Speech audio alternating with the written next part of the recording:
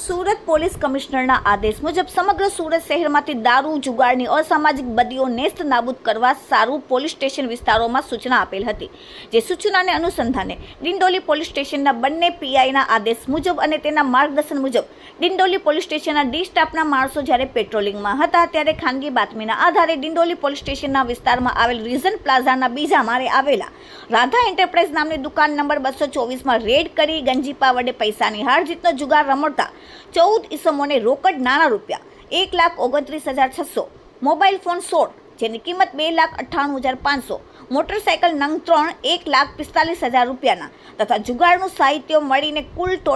રૂપિયા 5,73,100નો મુદ્દામાલ સાથે જુગારનો ગણનાપાત્ર કેસ શોધીને કાયદેસરની કાર્યવાહી કરેલ છે. પકડાયેલા આરોપીના નામ છે 1 Pravin Bhaskar Patil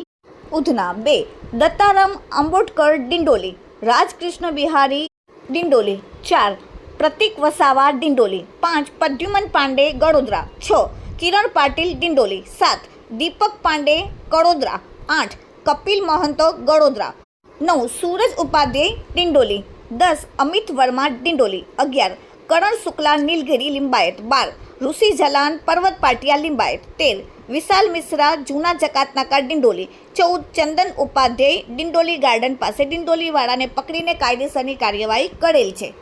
bureau report, daily India TV, Surat.